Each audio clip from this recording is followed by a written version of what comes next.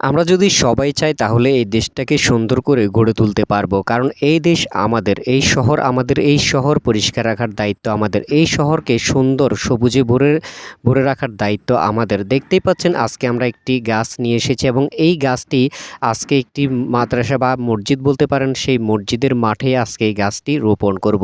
তো এই গাছটি আসলে রোপণ করে আমাদের লাভ কী, অনেকেই এই প্রশ্নটাই করতে পারেন। দেখেন, একটা গাছ, এই গাছের উপকারিতা বলে কিন্তু শেষ করা যাবে না। আমি প্রথমত বলে রাখি যে এই মসজিদের ইমাম সাহেব তিনি আমাদেরকে অনেক সাপোর্ট দিয়েছেন, অনেক বলতে গেলে যে হেল্প করেছেন, গাছটি কোথায় লাগাতে হবে সব কিছুই তিনি আমাদেরকে দেখিয়ে দিয়েছেন। একবার আমাদের সাথে থেকেই তিনি কাজটা দেখেছেন যে আমরা এই কাজটি করছি, এবং আমাদের পেজ এবং ইউটিউব চ্যানেল তিনি সাবস্ক্রাইব এবং ফলো করে দিয়েছেন। তো আপনারা চাইলে আমাদের পেজটি ফলো করতে পারেন, আমাদের মানবিক টিম নোয়াখালী এই পেজটি এবং ইউটিউব চ্যানেলটি বাংলা লিখা, এগুলো আপনারা ফলো এবং সাবস্ক্রাইব করে রাখতে পারেন, কারণ আমরা চেষ্টা করব যে আমাদের এই টিমের মাধ্যমে 50,000 গাছ এভাবে আমরা রোপণ করার।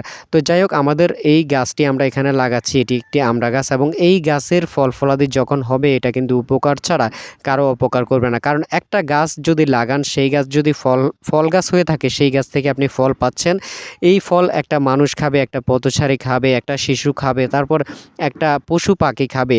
এতে কিন্তু আমাদের উপকারী হবে।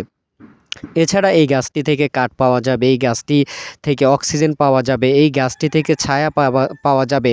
বলতে গেলে যে তিতা গাছ, যেটা একবারে নিম গাছ, সেই গাছেরও কিন্তু উপকার ছাড়া কোনো উপকার নাই, কারণ অনেক কাজে লাগে। তো সব মিলিয়ে আসলে একটা গাছ যদি আপনি আজকে লাগাতে পারেন, এই গাছটা ভবিষ্যতে আপনার জন্য অনেক উপকার করবে। আসুন আমরা সবাই মিলে গাছ লাগাই, পরিবেশ বাঁচাই। ভিডিওটি ভালো লাগলে শেয়ার করবেন।